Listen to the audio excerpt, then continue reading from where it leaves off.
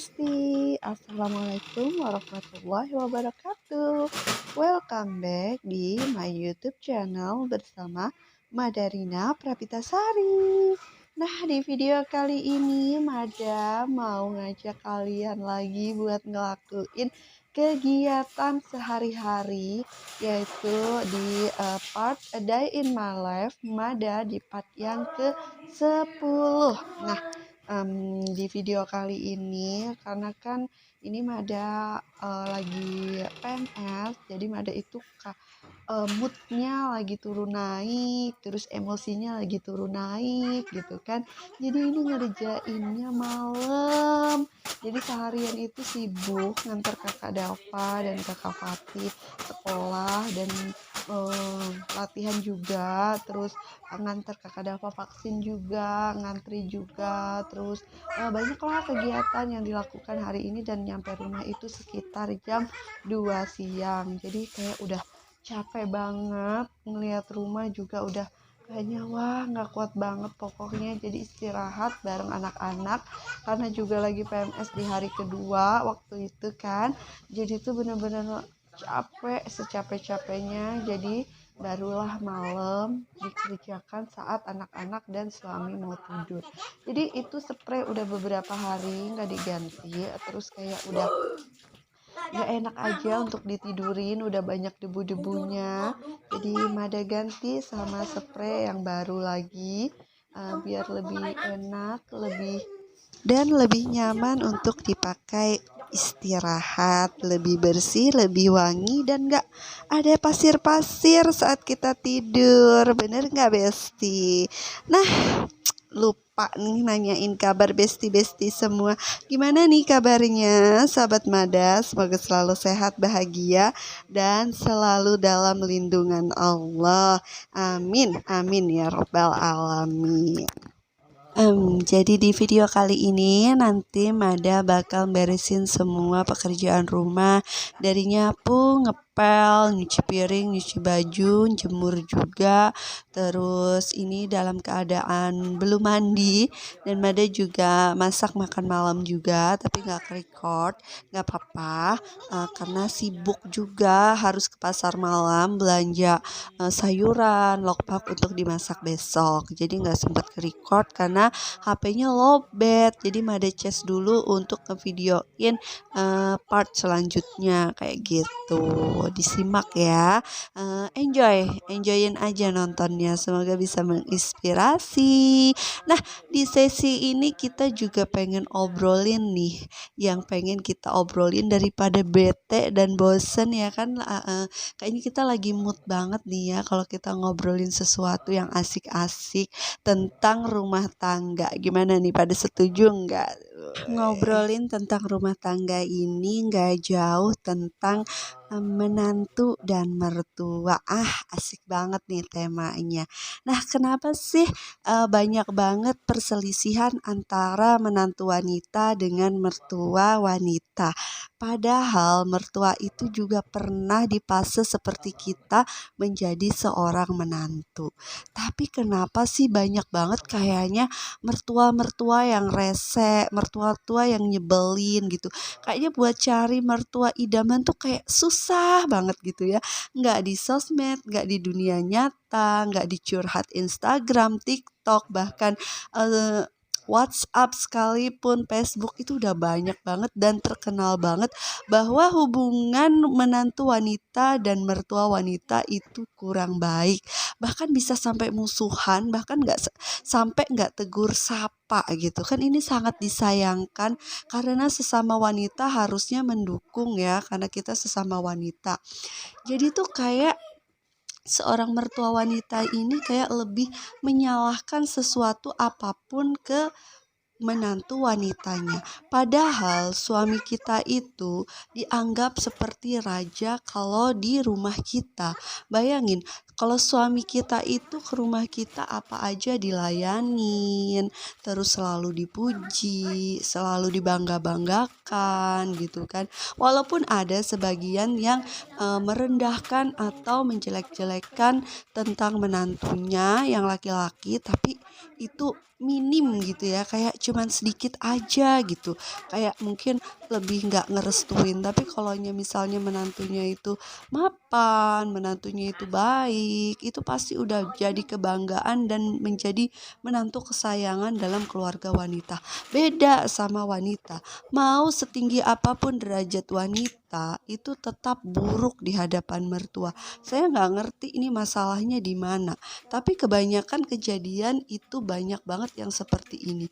Apalagi kalau kita tinggal satu atap dengan mertua dan ipar. Wah, ini udah bakal bikin nyesek banget, bakal bikin tertekan, bikin depresi, bahkan bisa sakit jiwa kayaknya ya. Entah itu mertuanya, entah itu iparnya, atau malah menantunya. Tapi kebanyakan di sini yang menjadi korban itu adalah menantu wanitanya. Karena apa? Karena menantu wanita itu mau sebaik apapun, mau serajin apapun, itu tidak akan pernah benar di hadapan mertua kita, di hadapan ipar-ipar kita. Kita cantik sedikit dibilang taunya dandan aja. Kita pakaian baju bagus sedikit, emas agak banyak sedikit, udah dibilang penikmat dan beban suami, ya kan? Padahal kita juga mendukung karir suami. Maaf, padahal kita juga bersusah payah untuk mendidik anak kita juga bersusah payah untuk memikirkan pendidikan, kesehatan, mental, cara bermain, cara mendidik yang baik, cara membentuk akhlak yang baik untuk anak-anak kita. Kita juga sering banget menjadi korban perasaan yang kita tuh pengen begini, kita tuh pengen begitu, tapi kita tidak bisa mengungkapkan dan lebih mengalah untuk suami dan anak kita. Itulah kenapa seharusnya seorang mertua itu menghargai keberadaan menantunya, kecuali menantunya itu memang tidak bisa menempatkan dirinya. Tapi tuh kayaknya menantu-menantu yang tulus itu kayak tersakiti gitu. Kayaknya cerita Indosiar Suara Hati Istri tuh kayak sebuah kenyataan yang difilmkan kayak gitu. Karena banyak banget istri-istri yang ada di dunia ini tersakiti karena mertuanya gitu. Karena sikap suaminya yang tidak bijaksana, karena sikap suaminya yang tidak bisa membela, bahkan menenangkan antara ibunya dan istrinya gitu. Saya tahu ini adalah sebuah kebimbangan yang sangat luar biasa, dan menurut saya itu tuh adalah tugas wajib suami untuk menenangkan ibunya dan menenangkan istrinya. Bagaimana supaya ibu dan istri itu bisa berjalan bersamaan dan bisa berdamai seperti seorang ibu kepada anaknya. Otomatis saat kita menikah itu sudah pasti dong, kita itu termaksud dan bagian dari keluarga suami kita. Nah, di sini itu tolong banget lah. Misal nih kalau nggak cocok sama menantu, nggak usah dijelek-jelekan ke tetangga, ke saudara lainnya gitu kan. Kayaknya nggak penting banget ya hal seperti itu. Nah, inilah yang bakal mengajarkan kepada menantu-menantu untuk menjadi kurang ajar, untuk menjadi berontak pada akhirnya. Yang tadinya diem, yang tadinya bagus, bakal menjadi seseorang yang bakal jahat banget nantinya kepada mertuanya. Karena apa? Karena dendam yang kesumat, dendam yang terpendam. Jadi kayak sebuah bom atom yang pada akhirnya akan meledak kayak gitu kan. Ini kan sangat menyeramkan gitu. Itu pentingnya di saat kita menikah, kita harus berpisah dari keluarga wanita dan keluarga laki-laki. Kita harus punya rumah sendiri. Kenapa kita harus punya rumah sendiri setelah kita sudah menikah? Karena kita punya privacy yang harus kita jaga antara suami istri. Nah, saat kita berumah tangga itu kita sudah diwajibkan untuk tinggal pisah dengan orang tua atau mertua. Karena tidak baik tinggal serumah dengan orang lain. Mungkin memang bukan orang lain. Orang lain itu kalau itu mertua, misal istrimu kamu bawa ke rumah orang tuamu, istrimu adalah orang asing yang tidak tahu karakter keluargamu, yang tidak tahu kebiasaan keluargamu, otomatis dia akan harus wajib mengikuti aturan yang ada di rumahmu. Padahal di rumah dia sangat disayangi, dimanjakan. Walaupun dia misal diajarkan untuk disiplin, bangun pagi seperti ini seperti itu, tapi beda jauh rasanya dengan orang tua dan mertua gitu. Nah, kesiapan finansial ini sangat penting di saat kita memutuskan untuk berumah tangga atau menikah. Supaya apa? Supaya istri kita bisa menikmati kesehariannya di rumah sendiri. Begitu. Kalau memang kita tidak bisa membeli rumah dulu, kita bisa melakukannya dengan kita menyewa rumah atau ngontrak atau ngekos. Gak apa-apa deh, yang penting hidup berdua bersama pasangan kita. Dan juga bisa menghindari percecokan antara menantu dan mertua. Jangan berpikir kalau kita tinggal satu atap, istri kita bisa lebih dekat atau mengenal satu sama lain dengan ibu kita. Nggak bisa, Mas, nggak bisa. Hal seperti ini tidak bisa dilakukan dan hal seperti ini tidak bijaksana untuk seorang suami. Nah, seorang suami harus tegas di sini. Sebelum kalian menikah, kalian sudah harus mempersiapkan mental kalian. Terus fikih kalian tentang pernikahan. Kalian juga harus menjadi imam yang baik, anak yang baik, suami yang baik, dan bapak yang baik. Kalian harus bisa mengendalikan emosi kalian, karena pernikahan itu beda dengan tahapan kita saat pacaran nih ya. Kalau yang pernah ngerasain pacaran tuh kayak indah banget, kayak lurus-lurus aja gitu jalannya gitu.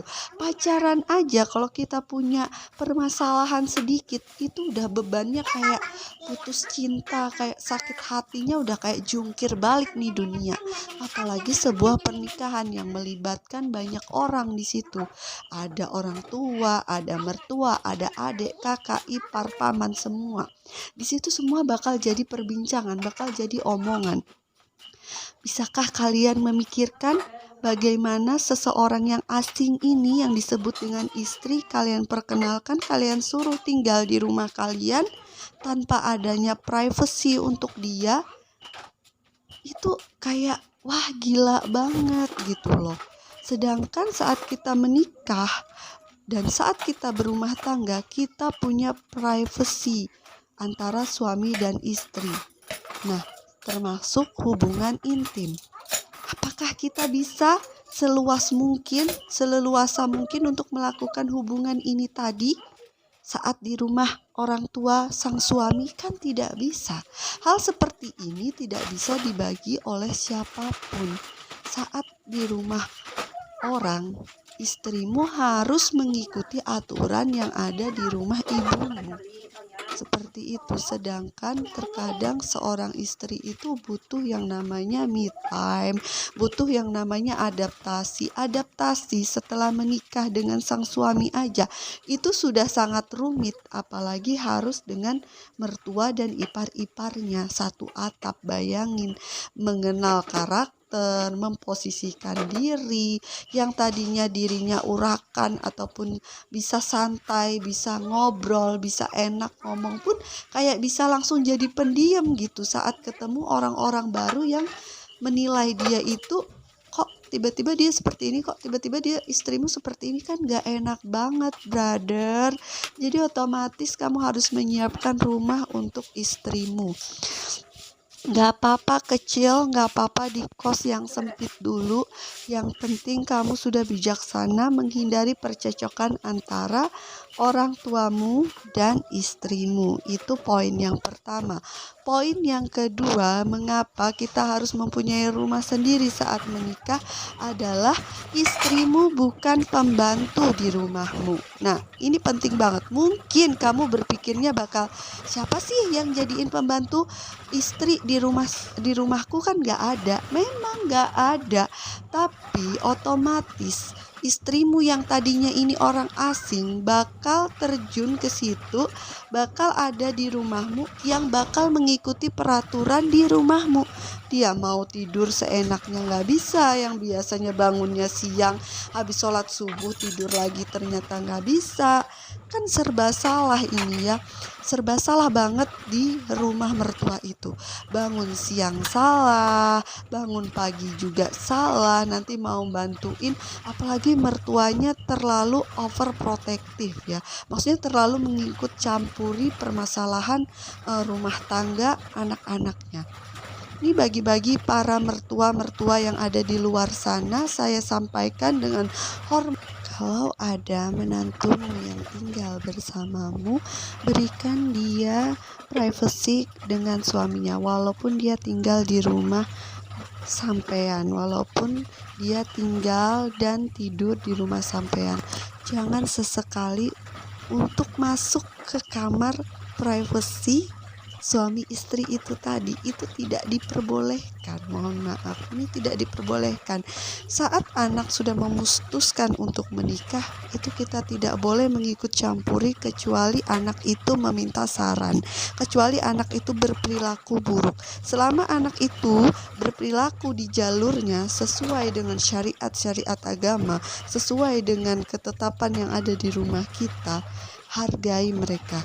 Jangan masuk tanpa izin atau tanpa sepengetahuan anak itu. Itu tidak sopan dan itu melanggar attitude. Benar-benar tidak baik. Mau seperti apapun kamar yang ditiduri oleh mereka, itu privasi mereka, itu urusan mereka. Kamu hanya bisa membimbing, kamu hanya bisa menasehati. Kalau memang kamu tidak suka, nasehati anakmu supaya anakmu bisa menyampaikan ke istrinya. Jangan kamu seolah-olah seperti ratu raja yang punya rumah itu, terus kamu dengan seenaknya masuk ke kamar itu. Oke, itu rumah kamu, tapi kamu harus beri privasi itu untuk mereka gitu. Kalau halnya seperti ini tidak ada privasi yang di kamar mereka.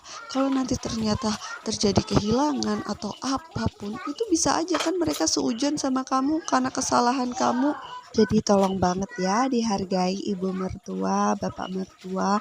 Jangan pernah masuk tanpa izin dan jangan pernah masuk ke ranah urusan rumah tangga anakmu tanpa diminta saran. Biar itu menjadi kehidupan mereka, biar itu menjadi pemikiran mereka saat mereka nanti jatuh, saat mereka nanti sudah terbiasa jatuh, mereka akan bangkit sendiri tanpa bantuanmu. Kalau terus-terusan kamu komentari, kalau terus-terusan kamu ikut campuri, nanti ujung-ujungnya mereka akan manja atau bahkan bosan dengan kamu gitu loh. Gak usah selalu mengomentari kehidupan orang lain. Kita doakan saja anak-anak kita saat mereka berumah tangga, begitu. Nah, yang terakhir itu adalah tentang keuangan. Nah, keuangan ini mengapa kita saat berumah tangga harus punya rumah sendiri? Karena kalau di rumah mertua kita bingung nih membagi keuangan. Karena di situ ada ipar, ada mertua, kita bingung kan. Walaupun itu rumah suami kita, tapi apa-apa juga kita harus berbagi, ya kan? Seperti beli beras, jadi kita kayak susah untuk nabung, susah. Kita harus berbagi. Yang tadinya pengen makan sendiri kan gak mungkin enak untuk makan sendiri, jadi harus belikan orang rumah. Sabun juga harus dibagi, beras juga harus dibagi, itu kan sulit. Sedangkan kita sudah berumah tangga, kita sudah punya impian dan punya harapan di masa depan gitu. Kalau kita tinggal di rumah orang, itu tidak akan terwujud. Makanya kita harus punya rumah sendiri supaya impian-impian kita itu tidak terganggu oleh orang lain, supaya tabungan kita juga tidak terganggu dengan urusan-urusan orang lain. Ini misal nih dalam satu atap itu ada beberapa kepala keluarga, mertua, ipar, dan kita. Terus mertua punya permasalahan, terbelit hutang misal, otomatis kan kita juga ikut mikir gitu kan. Kita juga ikut, yang tadinya tabungan ini misal untuk umroh atau bangun rumah nggak jadi, malah mikirin orang lain. Ya bukan orang lain sih, orang tua kita sih gitu kan. Tapi ada batasnya.